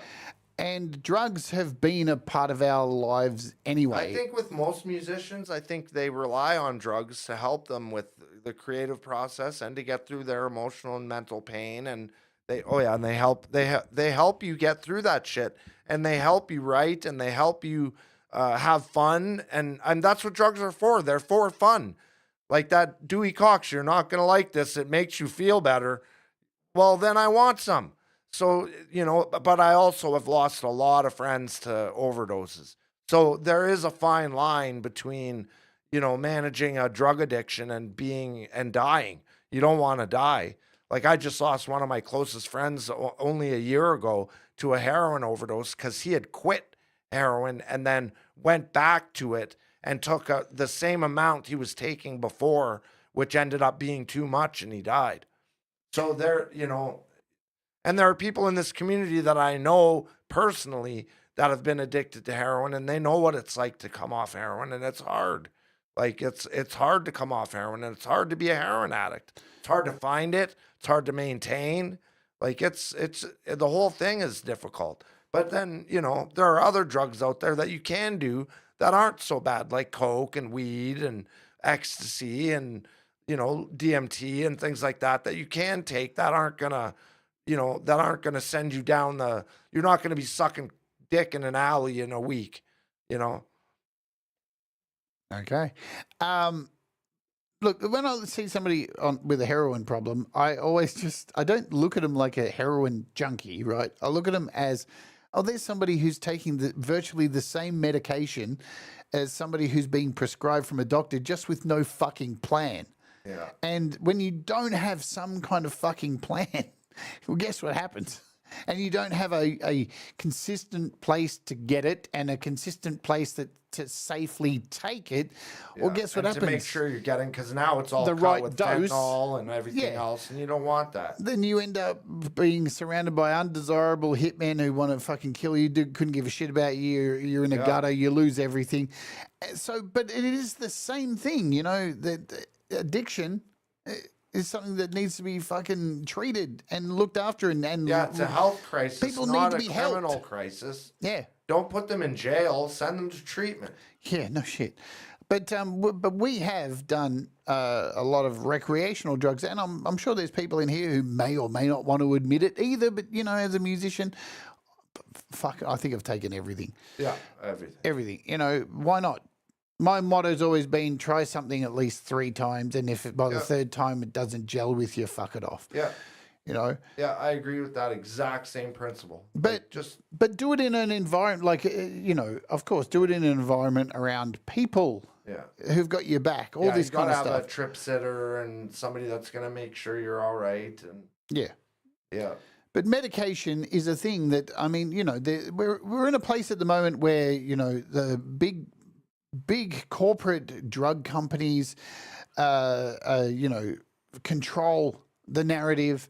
Some people have gone down herbal medication. Some people are getting fucking completely fooled by shit that has no chance of working, and throwing their life savings at total charlatans. I mean, we probably more than ever before, we are living in a world full of charlatans, grifters who are just Look at taking Alex advantage. Jones. You buy this supplement right here, it'll make your dick 10 inches bigger, and it's gonna make you, it's gonna kill all the worms in your body. This is Alex Jones.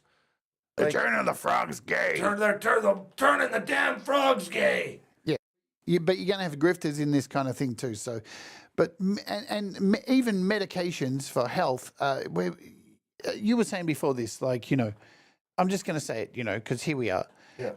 Not to go through all of your medications, because you don't want people to look at you like, fuck, look at all those drugs that people are taking. What a junkie kind of thing. But you can't understand it till you live it, like the things that he fucking needs to be on. There is a shame to the medications that you take because of the stigma that's attached to them and the way people look at you when I've heard of that drug, and I heard it's really bad because people are stealing it from pharmacies or chemists, and that's a bad drug, and you're a bad person for taking it. And I had to deal with that for the last 15 years of my life, and it's been a nightmare, and I hate it. And it's because they judge you based on your medicine, and it's not right. If the medicine works for you, fuck what those people think and do what's right for you, and what's right to give you a quality of life. That's the goal, is to have a good quality life. Yeah, and my opinion on people who do that shit has always been the same. If you have people like that in your life who are shaming you for medications, get the fuck rid of them. Don't keep them around, man. Just don't keep them around. It's like that same thing. I always bring this point up. I would be on Facebook and write, I just got the new iPhone. And there was always some dumb cunt on my Facebook friends list who would have to type, Samsung's better than iPhone. I don't give a fuck, asshole. Yeah, who cares? Like, why? Why? Why is everything have to be jump on and go, but that sucks. Fuck off. I don't want people like that in my fucking life. And that is not creating a reality tunnel that like a news cycle of only getting leftist news or anything. No, cut negative assholes out of your fucking life. Just snap them out, get rid of them. If you have somebody on your Facebook right now that you scroll through every day and go, fuck, I hate this person, go and delete them right now. Yeah. Just delete them. I did that, and it's made my life 1,000 times better. My Facebook feed is awesome. I get Fender, Gibson, recording gear, Jade, Pete, Thomas, Leela. I get everything I want in my Facebook feed. I don't get any people in there that I don't like or that are weird. I have people that have differing views than I do, which is fine. That's different. Yeah, that's fine. I don't care if you like Trump or you like whatever. I don't care, as long as you're not trying to jam it down my throat or tell me what to believe. I like to have variety in my life, and I like to hear what they have to say. Yeah, well, I like to see I like to keep my enemies close. Yeah, that's it. I like to keep my enemies close. But that's what I was going to say, is that if you understand the chemistry of your brain, if you're in pain and you take something, it's going to attack the pain centers of your brain. If you're not in pain and you take pain medicine, it's going to attack the euphoric centers of your brain. So if you see somebody nodding off all the time, every 5 minutes they're nodding off and drooling on themselves, they're doing it wrong, and they're addicted to something. They're taking a medicine that they should not be taking, and making a person like my life's difficult because they're taking medicine that they shouldn't get and making it look bad for guys like me, which drives me crazy. I always worry about what they call illicit drugs that they take away and ban, because normally that means there's some kind of good property to it. Yeah. Unless it's thalidomide. Yeah, thalidomide's not good. Thalidomide. Well, even with the ketamine being more and more popular these days, I tried some ketamine a couple months ago and I hated it. I absolutely hated it. But a lot of people are using it for therapeutic uses, and it's become legalized in Canada for medical purposes, and people are taking it and showing huge results in depression and in anxiety, and they're getting results. But I took it and I just pissed all over my bathroom floor. Like I was just so out of it. I didn't know where I was. I hated it. The thing is, I mentioned thalidomide there too. I read a study the other day because I, believe it or not, folks, I do read a lot of this boring shit. That thalidomide is making a comeback. Oh. Just no, but they've found some really good uses for it, but just not in pregnant women. Yeah. That's the one place you can't fucking use that. But no, but they had to find out the hard way with that, you know. But this is again. Trial and error. There's going to be mistakes, all this kind of shit. Well, anyway, it was like that drug I was talking about earlier, prolotherapy. When I first started taking the prolotherapy, I had to sign a consent form because in the 60s, it had killed a bunch of people. So I had to sign a consent form, and that's why OHIP didn't cover it. So I had to pay the $300 for the injections. I did the prolotherapy. I probably did it about 6 times over the course of a year. And I thought, you know what? It's actually not helping, so I'm not going to pay for it anymore. And I'm just not going to take it anymore. But that's, you know, they're using it again, whereas it was banned in the 60s for killing people. They're now using it again. So a lot of those drugs recycle around and end up becoming useful. Like you were saying, thalidomide is helping people now. So, you know, sometimes these drugs come back around and help. I just need to make sure, are we all good here on the stream? I'm getting an error message on my YouTube. Hopefully we're all good. If we can, I'll probably have to wait for a thumbs up from people. Put a 1 in the chat if everything's good. I've lost control of my mouse. There it is. Oh, we're not seeing any chat moving. Oh, no, we're all good. Everything good. I don't use StreamYard. So it looks like we've got some kind of issue going on. It's glitching. So we've got some glitching. Hopefully this will fix itself. I don't know why it's doing it. Oh, we've lost internet, have we? No. We'll give it a second and hopefully it'll come back. So I think we're glitching out. Open widget. Fuck, man. Why is it glitching? So it's something to do with YouTube. Glitchy here. I don't know what it is. I'll check my stream. Great stuff. We'll do a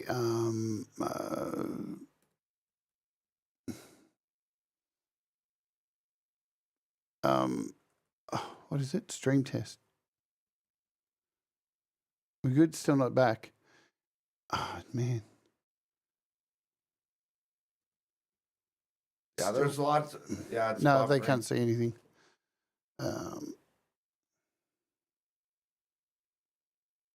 It's got to be YouTube because my internet seems all right. Yeah, internet's all screwed up. What's the test we got to do? When I open Studio, I can't think of the word. To do a test.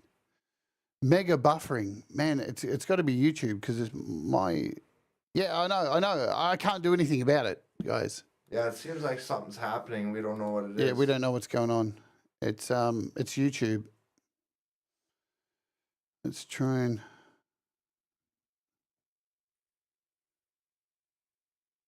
Are we good? It came back for a second. Error. YouTube's not receiving enough data. Well, we might have to end this stream early. Yeah, that's all right. We got places to go and things. Oh. Yeah, see, it's buffering. Yeah, I can't do anything about it. No. So I don't know what's going on, guys, because YouTube is throwing up a thing, buffering like crazy. Well, and it's not my internet. It's YouTube. It's literally YouTube. It's not us, guys. It's it's not us. My internet connection. Yeah, everything's working over here perfectly. My internet connection is super fast, and I'm checking my own stream. I'm streaming okay. Let's have a look at what it looks like. Let's mute it. Internet? Have we? No. Seems to be all right. No, it's doing something crazy. Wow. It's YouTube, my friends. I can't really do anything about it. It's YouTube because my internet's fine. Yeah. I don't know how much of this you can hear, but my internet is absolutely fine. I did a speed test and everything's good on this end. Speed test. It's YouTube. It's not my internet. You fucking idiots. Jesus Christ. Look at that. Hey, guys, it's not my internet. I've got 100 down almost. It's YouTube. Yeah, there's a problem with YouTube glitching out. YouTube has a problem. YouTube servers is getting smashed. Give the router some oxy, man. I don't know. They mustn't be able to hear anything we're saying. Let me type it in the chat, and hopefully we can fix it. The stream sounds like Rhett's typing. Let's put this in there. It's not my internet. It's perfect speed. It's YouTube glitching. There we go. Hopefully people see that comment. Yeah, and I only get a few oxys a month to take, so I don't get very many. I only have a few. Look at YouTube. It's forked.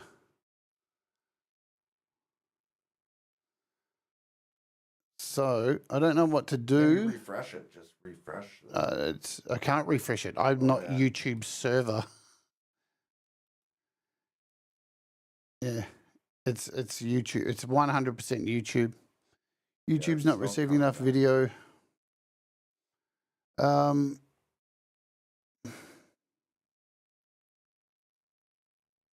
Yeah.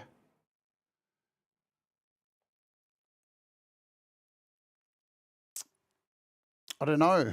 I'm not going to start a new stream, so it looks like we're just going to end the stream. I think this is the end. That sucks. Sorry, guys. Love y'all. Thanks for being here. We'll see you soon. Hang on. Just give it a little bit more time. Just want to go and check on somebody else's stream. Is there any other streams happening? It may come back. It's still buffering. Nope, that's not a live stream. Any live streams? Can I find a live stream? Fuck, give me a live stream. Fuck's sake. Where's the live tab? I'm on subscriptions. It stops buffering now. Is that better? Are we back? Oh. Are we back? We're back. Oh, we're back now. Thank God. Still says it's a mess here. Yeah. I'll refresh again. YouTube is all screwed just up. So you know, guys, it's not my internet. My internet is still smashing it here. It's still really fast. It's YouTube servers. Yeah, the YouTube's all screwed up. It's giving us a warning, a YouTube warning on this other screen. YouTube. Yeah, that's the thing about my meds tremors. I only get a few of those really powerful ones to help, but they help. Thank God they help. And they're hard to get, so it's nice that I get them, but I don't get that many. Thanks, Ross. So I do apologize for that. YouTube is experiencing some buffering. And it's definitely YouTube's. So who knows? Maybe YouTube's getting attacked. But yeah, I did a speed test and I'm still getting massive speed down. Russ says we're okay. You all say we're okay. So thank you so much for bearing that. I do apologize on behalf of my employer, YouTube. But they do go through Amazon servers, I think. So. Yeah, Amazon. So yeah, maybe try that. Close Jeff down. Bezos. Yeah. Let's round this thing up anyway. We'll get into this point here. Possible outcomes. I want to talk about. It's starting again. Oh, good. We'll try and get through it. It's it's YouTube. I don't know what to tell you guys. It's better. It's good. It's not. It's fucking. Good now. It sounds fine now. Who knows? If I open the widget, it still says they're not getting. YouTube is suffering from data. 100% good, bad now. Good. 100% good now, bad now. Let's just roll with it. Yeah. Let's just roll. Trevor keeps saying it's my meds. I'll check here one last time to tell you guys it's better, it's good, it's not, it's fucking. That seems we're doing. It's up and down, it's choppy. Yeah, It'll be enough for us to get through it. Yeah. We only have a few minutes left, anyways. Anyway, yeah. So the things I want to talk about are possible outcomes. Yeah. This is a big deal for me. And we're going to confront it, right? Yeah. So we're doing this right in front of you guys. This is like a fucking intervention. Yeah. Brad has been offered a left hip replacement. So about 2 years ago, the doctor called me and said, We want you in now we're going to replace your left hip. My problem is with my right hip. So I use my left leg to bear all my weight. And it's starting to get worse and worse and worse by the day. Like right now, I can feel it just burning. So I know that I need to get my left hip replaced. Even though it's not going to really solve my pain problems, it's going to solve my mobility, a little bit of my mobility problems, and give me the option to lean on my left leg to walk on. So Jade and my mom and my grandma are all really, really pushing me to get my left hip replaced. But I'm terrified because the hips that they have now are only good for 15 years. And then I would have to have another hip replacement at 65. And then my dad had both his hips replaced and he can't walk at all anymore. So I am deathly afraid of, and with the health that I'm in, with the way I eat and the health problems that I have, I'm deathly afraid of getting a hip replacement because I know people die on the operating room table all the time, and I don't want to be that guy. Like I'm at the point where I'm changing my DNR. Like I have a DNR in place right now, but I'm at the point now where I'm changing that because I like my life now. So Jade and my mom and grandma and everybody are trying to convince me to get the left hip replaced. And I think all of you should as well too. So look, when Brad asked to come here to Australia, I was living in my old house, and it had 3 stories. Yeah, Virtually 3 stories. And I was like, cool, you can come here, but I don't know how you're going to get around my house. Yeah. So I don't think we can do this kind of thing. And he was going to book his ticket, and what happened was I then got evicted and had to look for a new place to live. So we held off on him coming here. And part of the reason everyone's just focused on the stream. So I don't even know if they can hear what we're saying. Who knows? We're just going to talk through it. They'll catch up. Yeah, they'll catch up. So on the replay, I'm sure it'll be fine. Yeah, exactly. Whatever. So when I moved house, it was like, okay, man, I'm in a house now, and we have a ground floor, so you can come out here. And of course, I want to meet Brad, so that was one of the reasons I wanted Brad to come out here. But one of the reasons was that I wanted to make music with him as well. But one of the big reasons was I wanted him to get out of his fucking chair and come and experience something. Because, listen, I've been in the place of despair and had given up and felt like this is my lot.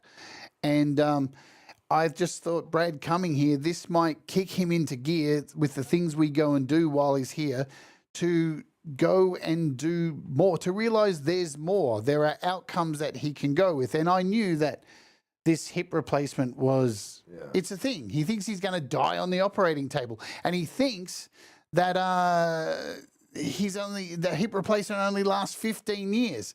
Again, that's just a number. Yeah. There are people who've had hip replacements that have lasted fucking far longer than that. And I hope that Brad goes away from this holiday with a little bit more confidence in the balls to go and get it done. It is important that I do it because I use my left leg that's the support for my whole body. It's important that I maintain that hip, or else I'll be in really bad shape, worse than I am now. Listen. And you'll see the videos when we post the videos. They're pretty funny. But that's, me poking fun at myself and everybody making fun of me for the way I walk and how I walk and stuff. But it brings joy to my life to see that it's so funny that you have to laugh. The thing is, you can't live your life ruled by your health, right? The thing is that when you get diagnosed with things, people around you try to do the right thing and try to understand, and you will have people who will disappear out of your life because they fucking can't, or they don't want to be around it. And that's a really hard thing to deal with. And then you will have people who will talk to you all the time like they're talking to your illness. And life's too short to be ruled by a fucking illness. And Brad's got so much life left in him, in my opinion, from my time when he first reached out and sent an email to me showing the pictures of his back and how fucked shit was. You're in Australia right now. I'm in Melbourne with my best friend Jade, who I love to death. It's been the most amazing few days of my life, and I still have lots of time left. So look, the possibilities, hopefully that, and I'm not here to like shove it down his throat and force him to go and do this, but I hope after this 3 weeks is up that Brad goes back, hopefully to go get his hip fixed as much. It's a risk. Everything's a fucking risk, dude. Every drug you ingest, everything's a fucking risk. Right. Yeah. And I want your time here to encourage you to go back and fucking go live. Yeah. Yeah. You're right, Jade. And I trust Jade's opinion on a lot of things. She's who I turn to for a lot of advice and a lot of emotional support. So when Jade says, it's fucking time to get your hip replaced, like, then it starts to really sink in, even though my mom's been at it for years. But when Jade says it, it actually kind of resonates. Like, yeah, you know what? Maybe I should get my hip done, and it'll help. I can lean on it a little better. It'll help give me strength in my left leg. I can be a little bit more mobile. I'll still need a chair. I'll still need my cane, but I'll be able to lean on my left leg and not have it not hurt so bad. Look, independence is a fucking mighty thing. And look, the smallest thing happened yesterday, guys. And, some people may think this is nothing, but we went out to a shopping center and I want to take Brad places, right? I want to take him places. I want him to experience the beach and do all this stuff. But I'm trying to mold our trip around our health. That's a really hard thing to do. And the guy can barely walk so many meters. But yesterday we went to a shopping center and I organized a wheelchair. And we got to the joint and she was like, would you like a wheelchair or a motor scooter? And I was like, Brad? Yeah, scooter. And he took the scooter. Why? Because independence. He didn't need me pushing him the fuck around. And look, and I sent this video to Russ, and it sums it up, right? The joy just in this moment of independence.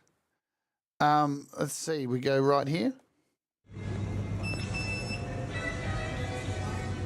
You like your little mobility scooter, Brad?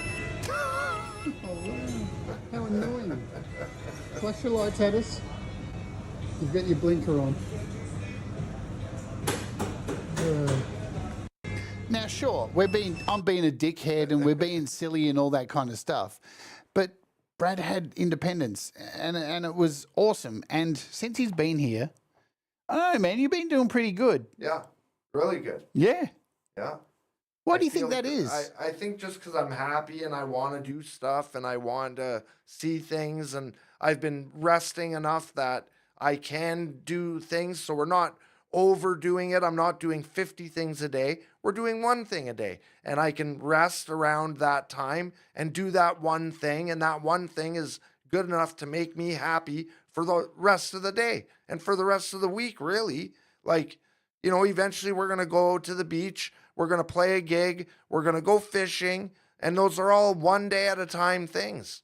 And it's just, you got to take life one day at a time, little bits, little chunks of your day so that you can relax and let your hips settle for the rest of the day. And it just works out, and especially it being nice out, that helps too, because I can sit outside and it's nice and, it helps. It really does help. Life is full of risks, my friend. And Mr. Smith writes here, Jade and Brad, they offered me surgery and said, we will fix you or paralyze you. But if it works, you'll walk. Without it, you won't. And in the end, I did it, and a quality of life. Yeah. We take risks every fucking day, man. And these things are worth taking on. Again, I'm not telling Brad what to do, but here's the deal. While he's here in Australia, as he said, this Tuesday, I don't want to give too much. We're going to go out and go to the beach. He's going to walk in the water. We're going to go and do a gig. He's going to play at a gig somewhere in Melbourne. We're going to go out and eat somewhere. And then in the last week that he's here, we've got a chartered fishing boat. We're going out in the middle of the fucking ocean to go fishing. And we're probably going to bring back a shark. Who fucking knows? Oh, I can't wait for Jade to cook up a nice, like, fresh fish supper. Like, that'll be awesome. And, you know, I want Brad to walk away from this holiday with so much more than just a trip, but a new man. And it's already happening. It's already happening. Yeah, just don't take too many cigarettes back home. So, look, the idea of this today was not to wallow, not for us to wallow. Now, I know, like all my shows when I do rants, is all about like starting off with the shit and wading through the crap. And then we get to the end and it's all about, you know what? Shit ain't so bad. Yeah, it isn't. Shit is actually good. Look at me. I'm in Melbourne, Australia, visiting my friend, and I couldn't be happier. The weather's beautiful. It's not -50. I'm very happy. I'm in a t-shirt and shorts. Like, this is a really great experience for me, and I'm very, very grateful. You know, I can't be more grateful. I'm grateful to Jade. I'm grateful to everybody here for coming and listening to us yammer on about these problems, and for you to have a chance to talk about your problems in the chat. I've seen Leela, I've seen Liz, I've seen Mr. Smith, I've seen, you know, Russ is in there. Russ has got issues too. We all have issues, and, you know, we do what we can to make our lives livable. Yeah. We're very resilient beings. Yeah, we tend to overcome things more than we remember, because the environment that we live in, the digital society that we've created, constantly wants to remind us how shit we are and how worthless we are and how we have nothing and they're taking more from us. But when you cut through all the bullshit, we are utterly almost as resilient as rats and cockroaches. Yeah. Right? We're going to be the last things here with the rats and the cockroaches. And when you're able to trick your brain into realizing that, you probably look at the amount of times you've overcome stuff is pretty impressive. So that's the meaning of today's show, is that, you know, don't give up. Continuously keep fighting. Go fucking, if there's early signs of things, please go get things checked. Yeah. Please talk to somebody. Talk to your doctor. Please. If you're having suicidal thoughts, reach out to me. Write me. I'll talk to you. Like, I'm there for whoever needs me. And I've been through it, so I have advice to give, and I have life experience to share. And I know how to help you. And I would love to be able to help you through something that you're struggling with. Or you may not. You may get it from someone else. Yeah, get it from a professional. Get it from whoever you can. Whoever's available. But try not to carry the burden. Look, we live in a little community here of musicians that are already doing this stuff. I'm kind of preaching to the converted, yeah? You guys are amazing. The music that you create, the stories that you share, the amount of people who've come on my show and shared their fucking life with me. There's hard stuff to talk about. It's an incredible thing, and it's why I can talk about. Yeah. I continue to do this all the time, because you guys blow me. You know, you encourage me to. You know, I was dead a few years ago, and here we are right now. Yeah. Holy fuck! Beautiful. Who knew? Wonderful. All right. Everything changes, and it all changes for the better as long as you put a little effort into it. So, lastly, we're going to get out of here because we have to go. I've got a house inspection in about 40 minutes. Yeah. Brad's heading to the Rub and Tug. We're going to hear about that tomorrow. I need to let you know as well. Big story tomorrow. Just to remind you, please come along tomorrow, and you're going to get a completely different side of us tomorrow for the Rock and Roll Road Stories. It's after Valerie Bart. So she's kicking off the Human Centipede train tomorrow. And then for the next 3 weeks, me and Brad are talking Rock and Roll Road Stories. It's going to be completely off the rails to this. with happy endings. I really hope my channel survives this shit. It will. We'll be good. Yeah, so that's happening tomorrow, and amongst all the other talent, Lizard Day's possibly got I can't wait to see that, Lizzie. a premiere after my show.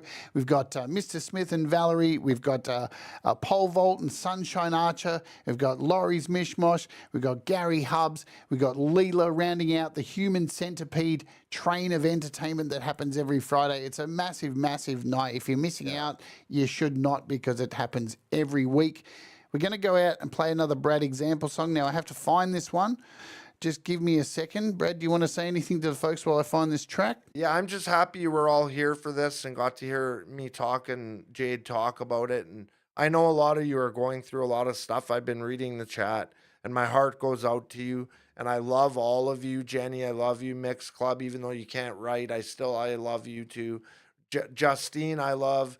Allie, I love. Hubs, I love. Everybody knows I love them. John Boy. So it's just, I just want everybody to feel safe and confident and comfortable and know that everybody is here to support each other. So if you're going through something, reach out and just vent, and people will listen.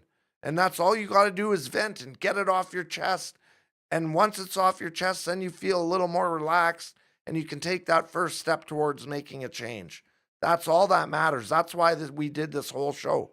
Just make one effort, one change, and then everything will change. Yeah, I couldn't have said it better. Hi, there's Brad's mum. Hi, Mama. I love you. I miss you. We're working on him, Deb. Don't worry. We're working on him. And, work on him. So, what was I going to say? Oh, thank you to Mr. Smith, who donated a membership. Thank you to Jenny for that super chat just then. Folks, you guys make the community. You know, I'm just a talking head. So, look, continue to be you. Do the things that make you happy. Mistakes make you better. We'll all rise together, stay awake and all that stuff, because you guys are incredible. And just keep being you. I'm not taking any more oxys, dude, so just get it out of your head. We're going to end with one of Brad's, a song that I know everybody loves. Yeah, The Little Birds, the shaven version of Brad Live. And we're going to get out of here. So I do apologize for YouTube's incompetence today with the stream, but we got there in the end. You know, that's it. Roll with the punches, folks. There is not going to be an Oxyfest. Hi, Laurie's Mishmosh and Ryan. And those I've missed to saying hello. Love you all. Yeah, Thanks I don't for get being enough here. to share too many, so or otherwise I would. We'll be back tomorrow at the same time after Valerie Bat. All right, let's do this. This is Little Birds by Brad Example. Let's fucking oge.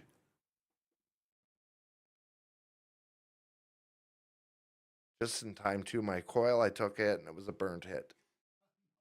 So perfect. I can't hear it. There we go. That's literally 3 days after I got out of the hospital. That.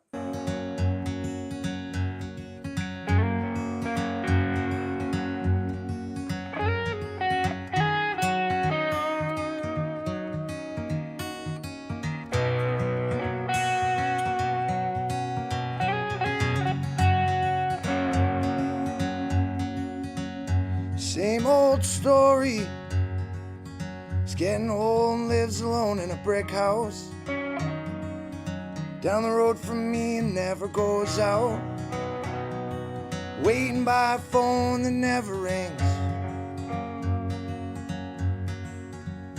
He had a bird once, and every day his bird would sing a sweet song.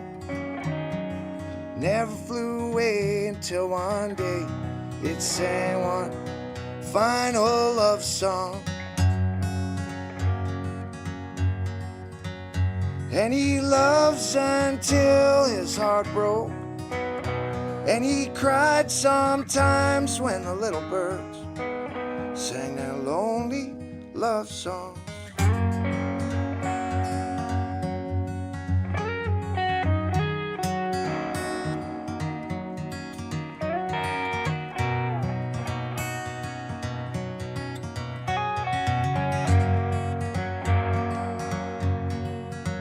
Stares out the window down the road from me and watches the kids play. It's an old oak tree that stands between their homes with roots tangled in the clay. And the tears roll down a face that only tears have ever known. And all this time reflecting back a past could have fallen from an old man's nameless eyes. And he loves until his heart broke.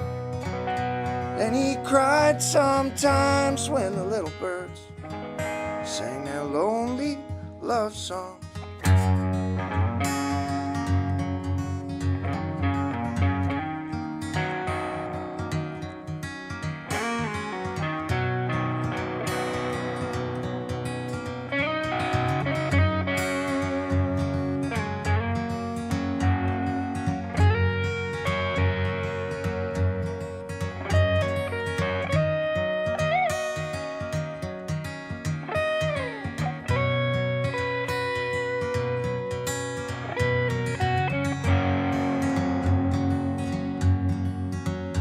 And he loves until his heart broke. And he cried sometimes when the little birds sang their lonely love songs. Same old story. We're getting old and live alone in these brick homes. The curtains close and life goes on to the sound of a lonely bird's love song.